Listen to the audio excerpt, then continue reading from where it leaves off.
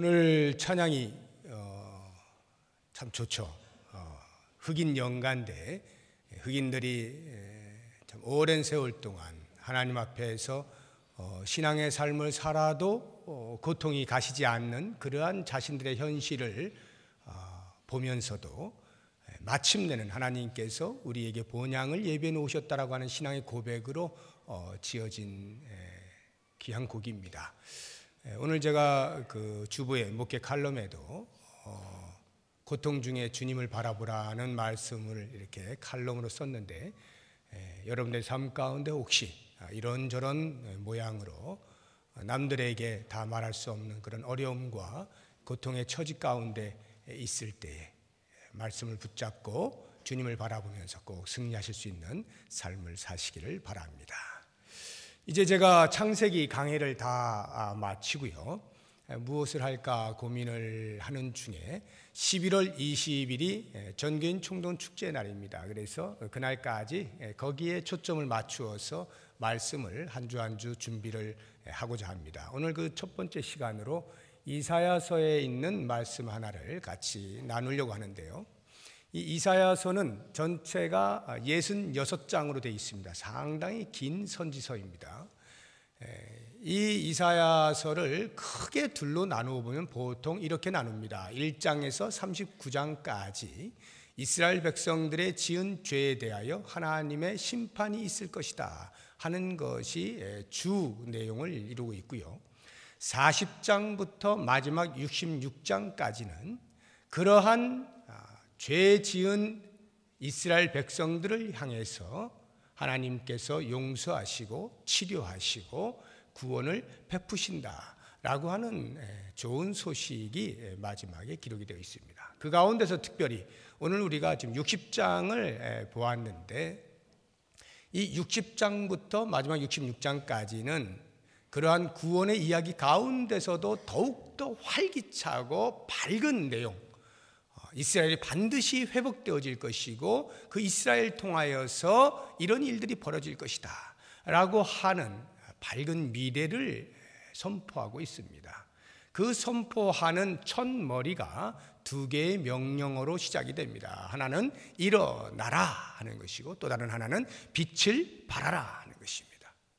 이 두 개의 명령으로부터 시작되어져서 이스라엘 백성들이 어떻게 회복되어지는가 하는 것을 말씀하고 있는데요, 일어나라, 서 있는 사람에게 일어나라 할 리가 없겠죠. 앉아 있는 사람입니다. 빛을 발하라, 지금 발하고 있는데 빛을 발하라고 하실 리가 없겠죠. 어둠 속에 있다 이 말입니다. 그러니까 일어나서 빛을 발하라 이렇게 말씀을 하고 있는 것입니다. 과연 이스라엘 백성들은 왜 주저앉아 있는가, 왜 빛을 발하지 않고 있는가, 그것부터 보게 되면 이 말씀의 의미를 좀 더 깨닫게 될 것입니다. 당시 이스라엘 백성들의 상태가 어떠한가 하는 것을 바로 앞에 있는 59장 9절과 10절에서 우리에게 이렇게 힌트를 주고 있습니다. 59장 9절과 10절 우리 같이 읽어보겠습니다.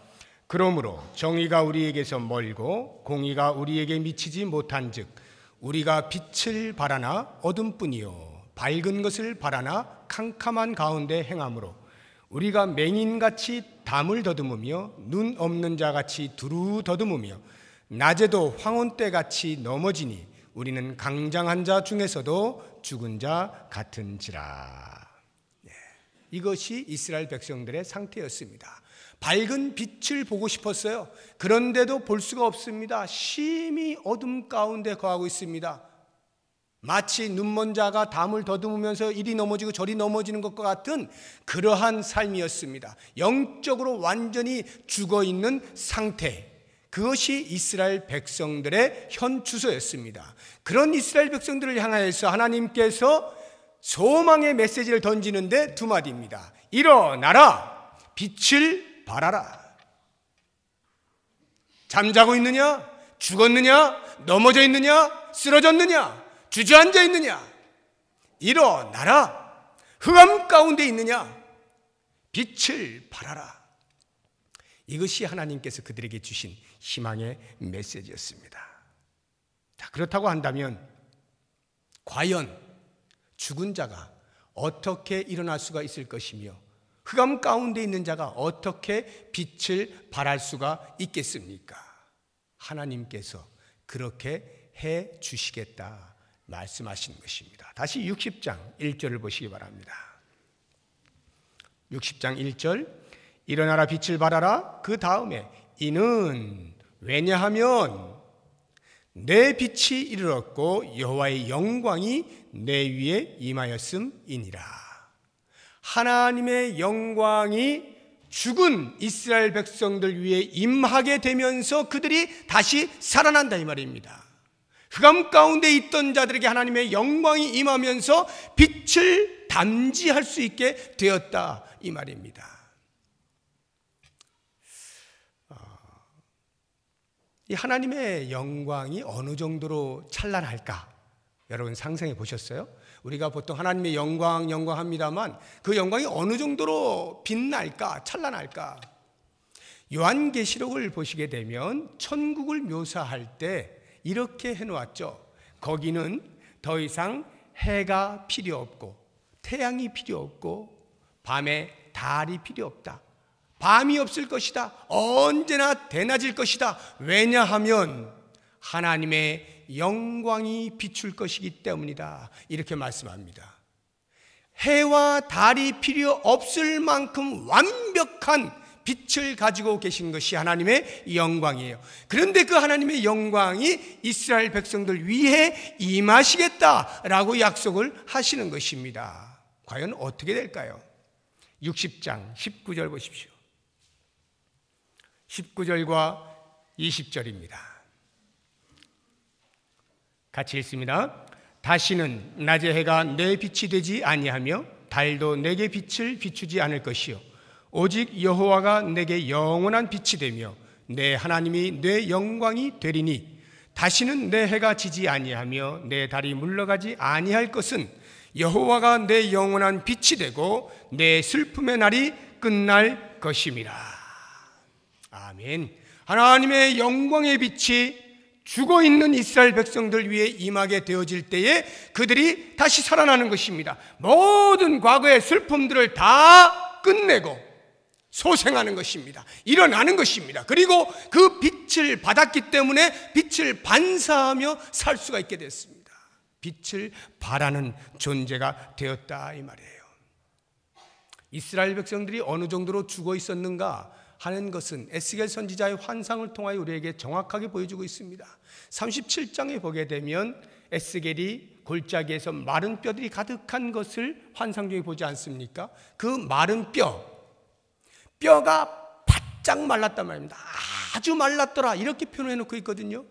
그 이야기는 뼈만 해도 더 이상 살 수 없는 존재지만 바싹 말라 비틀어져서 더 이상 소생 가능성이 전혀 없는 완벽한 죽음의 상태, 그 죽음의 상태에 있었던 이스라엘 백성들을 하나님께서 말씀을 대언하고 성령의 바람을 불어넣어 주실 때에 그들에게 생기가 있게 되어지고 살같이 붙게 되어지고 뼈들이 맞춰지면서 살아나는 놀라운 역사를 에스겔의 환상 가운데 보여주시지 않습니까?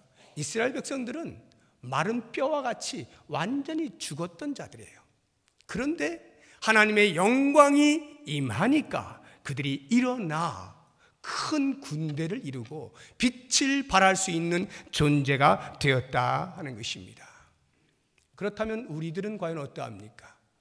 우리들도 역시 마찬가지로 우리가 그리스도를 알지 못할 때 우리는 죽었던 자들입니다. 허물과 죄로 죽었던 우리는 죽었던 자들이에요. 그런데 어떻게 살아날 수 있었는가? 하나님께서 예수 그리스도를 우리에게 보내주셨는데 요한복음 1장에 보면 그 그리스도를 참 빛이라 말씀을 하시면서 그 참 빛이 우리 위에 임하니까 우리가 그 빛 가운데로 나오게 되매 소생하게 된 것입니다. 살아난 자가 되는 거예요. 구원의 빛이 우리에게 임하게 될 때 우리가 살아날 뿐만 아니라 그 그리스도의 참 빛을 담아 빛의 사자로 살아갈 수 있게 되는 거예요. 그래서 예수님께서 우리들을 가리켜서 너희는 세상의 빛이라고 마태복음 5장 14절에서 말씀하고 있지 않습니까? 너희는 세상의 빛이라. 왜요? 그리스도께서 우리에게 참빛으로 비춰주셨기 때문에 그 빛을 힘입어 우리가 빛이 되었다, 이 말입니다. 사도 바울이 참 재밌는 말을 했어요. 제가 이 말씀을 준비하면서 이런 말씀이 다 있구나. 늘 읽는 말씀인데도 그냥 지나갔던 말이에요. 아마 여러분들도 깜짝 놀랄 텐데 에베소서 5장을 한번 찾아보시기 바랍니다. 에베소서 5장 14절.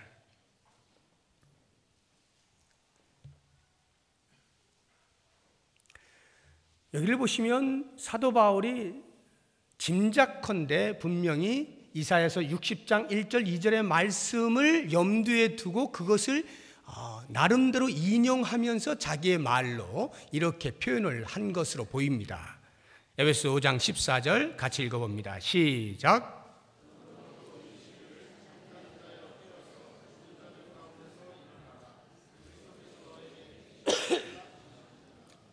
거기 보시면 똑같죠. 잠자는 자여 깨어서 죽은 자들 가운데서 일어나라. 그리스도께서 너에게 비추이시리라 하셨느니라. 하셨느니라. 구약의 이사야서에 이렇게 말씀하셨느니라 하면서 그것을 인용할 때에 하나님의 빛을 그리스도로 바꾼 거죠. 그리스도께서 너에게 비추셨기 때문에 너희들 잠자는 자들이 다 일어나라.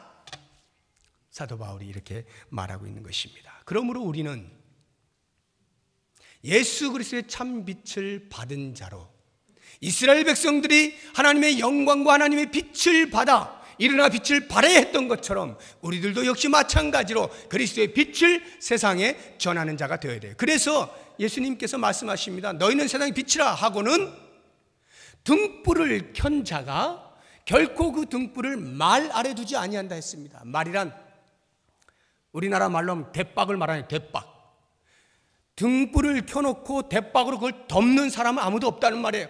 적어도 등불을 켰을 때는 등경 위에 두어서 온 집안을 비추기 위해서 등불을 켜는 것이죠. 이것은 무엇을 말하는가 하면 빛이라고 하는 것은 존재 자체의 가치를 가지고 있습니다. 흑암에 비하여서 빛이니까 존재 가치가 있어요. 그러나 이 존재의 가치가 자신의 사명, 자신의 역할을 감당하지 아니하면 가치의 의미를 발생시키지 못한다, 이 말이에요. 그 존재의 가치가 등경 위에 있어서 전체를 비추게 될 때, 사명을 감당할 때, 역할을 감당할 때 비로소 의미가 창출이 된다는 말입니다. 야, 빛이로구나. 빛됨을 증명해낼 수 있다, 이 말이에요. 하나님께서는 죽었던 이스라엘 백성들을 살리셔서 일어나 빛을 발하라고 말씀하십니다. 예수 그리스도를 통하여 우리들을 구원의 빛 가운데로 인도하시고 우리로 하여금 그 빛을 세상에 비추라고 말씀을 하시는 것입니다. 그렇다고 한다면 이렇게 명령을 하시는 이유가 어디에 있겠습니까? 왜 하나님께서 일어나라 빛을 발하라고 말씀하셨을까요? 물론 당연히 이 세상이 어둠이기 때문에 어둠 가운데 환히 비추란 뜻이죠. 2절을 한번 보십시오. 이사야서 60장 2절. 보라, 어둠이 땅을 덮을 것이며 캄캄함이 만민을 가리려니와. 세상은 어둠입니다. 그러므로 우리가 이 어둠의 세상에 대하여 빛을 비추는 것입니다. 그래서 하나님께서 일어나라 빛을 발하라 명령하신 거예요. 그러나 그 이전에 좀 더 본질적인 대답을 할 수가 있어야 됩니다. 왜 하나님께서는 죽었던 자들을 세워서 빛을 발하라고 말씀을 하실까? 좀 더 궁극적이고 본질적인 대답으로 접근을 하자고 한다면 다시 사도 바울을 좀 도움을 입어야 될 것 같습니다. 다시 에베소서 5장을 찾아보시기 바랍니다.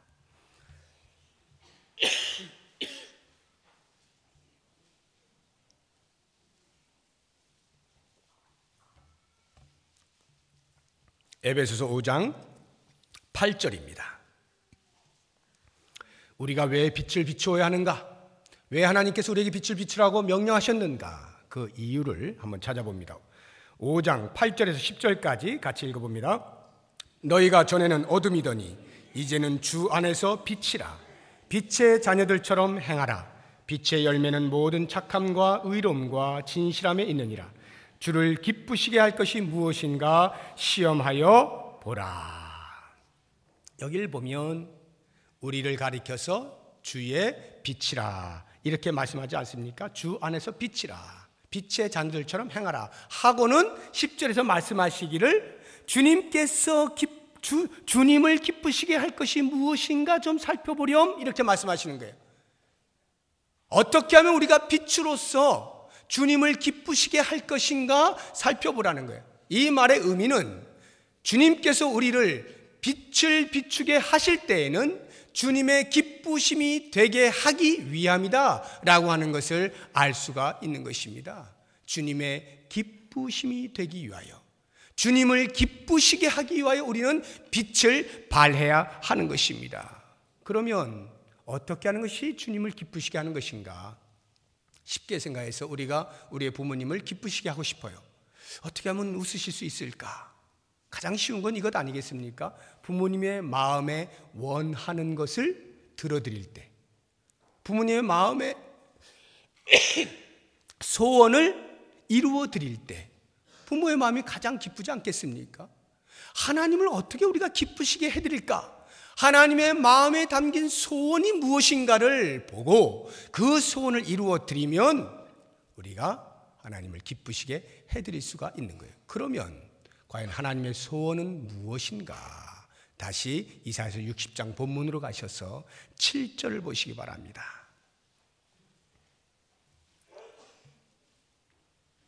7절. 게달의 양무리는 다 내게로 모일 것이요 느바요의 숫양은 내게 공급되고 내 제단에 올라 기꺼이 받음이 되리니. 그 다음 같이 읽어봅니다. 크게 시작. 내가 내 영광의 집을 영화롭게 하리라. 이것이 하나님의 소원이에요. 하나님이 지금 말씀하시는 거예요. 내가 내 영광의 집을 영화롭게 하리라. 나는 내 영광의 집을 영화롭게 하고 싶어. 나는 내 영광의 집을 영화롭게 하고야 말 거야. 하나님의 간절한 소원이자 강력한 의지가 담겨있는 표현입니다. 정말로 하고야 말겠다고 하는 하나님의 강력한 의지예요. 그 정도로 간절한 소원이다 이 말이에요. 왜 영광의 집이라고 할까요? 이 영광의 집이 어디입니까? 성소를 말하는 거죠. 구약으로 하면 성소, 오늘날로 하면 교회를 말하는 것입니다. 왜 이 교회를 영광의 집이라고 그럴까요? 영광이신 하나님께서 머물러 계시는 곳이잖아요. 영광의 하나님이 임재하여 계시는 상징의 장소가 성소 아닙니까? 그렇기 때문에 그 성소를 가리켜 하나님께서는 영광의 집이라고 말씀을 하시는 거예요. 그러면 영광의 집에 머물러 계시는 영광의 하나님께서 어떻게 하면 가장 영광을 받으실 수 있느냐 이 말이죠. 어떻게 영화롭게 그 성소를 만들 것인가? 어떻게 영화롭게 그 교회를 만들 것이냐? 이 부분에 대해서 하나님께서 오늘 본문에서 우리에게 아주 자세하게 이렇게 되면 내 영광의 집이 이렇게 영화롭게 될 거야 라고 말씀을 하시는 것이 4절부터 나옵니다. 4절 5절 보시면은 3절에도 보면 나옵니다. 나라들은 내 빛으로 왕들은 비치는 내 광명으로 나오리라. 여기 나라들과 왕들은 이스라엘을 말하는 것이 아니죠. 복수 아닙니까? 이스라엘 아닌 다른 민족들입니다. 열방을 말하는 것입니다. 원래 하나님은 이스라엘 백성들만 섬겼어요. 그런데 하나님을 알지 못하던 열방들이 이스라엘 백성들의 빛을 보고 하나님 앞에 나온다는 말입니다. 얼마나 나오는지 쫙 몰려옵니다. 그리고는 그들이 하는 일이 뭐냐? 6절 보십시오. 허다한 낙타, 미디안과 에바의 어린 낙타가 내 가운데 가득할 것이며 스바 사람들은 다 금과 유향을 가지고 와서 여호와의 찬송을 전파할 것이며. 이게 웬일입니까? 하나님을 알지 못하던 자들이었습니다. 그런데 이스라엘 백성들의 빛됨을 통하여서 그들이 하나님 앞에 나와 하나님의 찬송을 선포하는 것입니다. 하나님은 위대하신 분이십니다. 하나님은 우리의 구원주이십니다. 하나님은 영화로우십니다. 하나님께 찬송을 외치는 거예요. 이것이 하나님이 생각하시는 영광의 집의 영화로움이다 이 말이에요. 뿐만 아니라 7절 보십시오.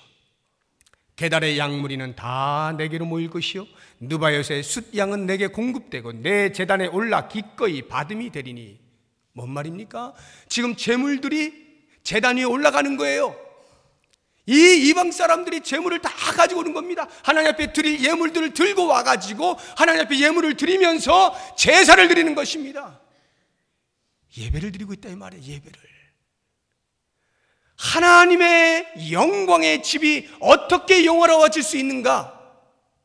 열방이 전에 모여서 하나님을 예배하고 하나님의 이름을 찬송할 때 그것이야말로 하나님이 가장 영광을 받으시는 모습이다, 이렇게 말씀하고 있는 것입니다. 8절 보십시오. 저 구름같이 비둘기들이 그 보금자리로 날아가는 것 같이 날아오는 자들이 누구냐 감탄하고 있는 것입니다. 지금 비둘기들이 그 보금자리로 날아가는 것 같이, 이 말은 비둘기들은 자기 집 늘 찾아다녀요. 귀소 본능이 아주 강한 새예요. 이 비둘기가 자기 집을 찾아가는 것 같이 날아오는 자들이 누구냐, 찾아오는 자들이 누구냐, 무슨 말입니까? 이방들이, 열방들이 주의 전에 나와서 하나님 이름을 찬송할 때 그들이 원래 하나님의 백성이었다 이 말이에요. 하나님의 백성들이 하나님을 잠시 잊고 하나님을 떠나 있다가 이스라엘 백성들의 빗뜸을 통하여서 주 앞에 나올 수 있게 된 것입니다. 그리고는 내가 고향을 찾았다 하고는 그 하나님 앞에 경배를 드리고 있는 거예요. 그와 같은 잃어버린 백성들이 주의 전에 나와 예배하는 모습을 통해서 하나님은 가장 크게 영광을 받으신다 이 말이에요. 9절 보십시오.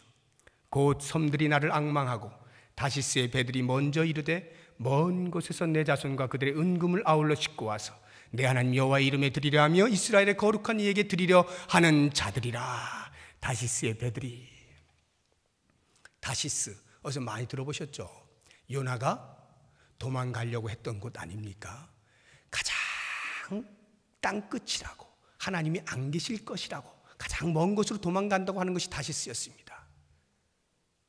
이 다시스에서 그 먼 곳에 있는 자들이, 다시 말하면 가까이에 있는 사람들뿐만 아니라 그 먼 데 있는 사람들까지 전부 다 여호와 앞으로 나와서 예배하는 이 모습, 이것이야말로 하나님께서 그려내고 있는 내 영광의 집을 영화롭게 하겠다고 하는 하나님의 의지의 방법인 것입니다.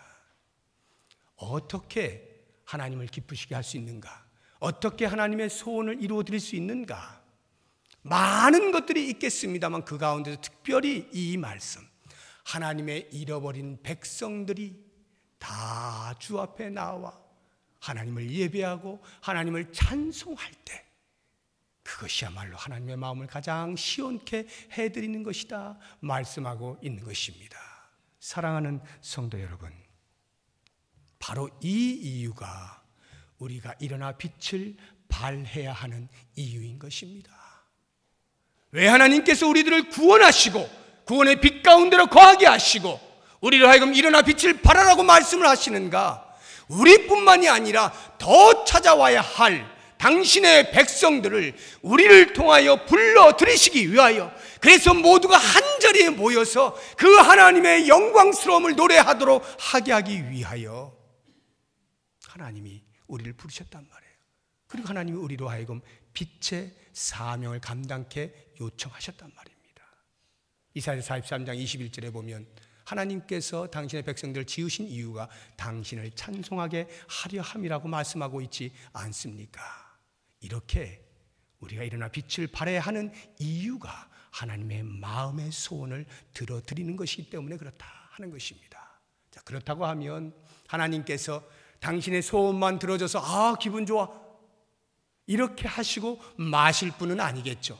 우리로 하여금 빛을 발하도록 그 수고를 아끼지 말라고 요청을 하실 때에는 적어도 우리들에게도 뭔가를 주시고자 하는 것이 있을 것입니다. 과연 우리가 받을 수 있는 복은 무엇일까? 오늘 본문을 보니까 4절과 5절에 나타나 있습니다. 자, 4절 보시죠. 4절 한 절만 같이 읽어봅니다. 내 눈을 들어 사방을 보라. 무리가 다 모여 내게로 오느니라.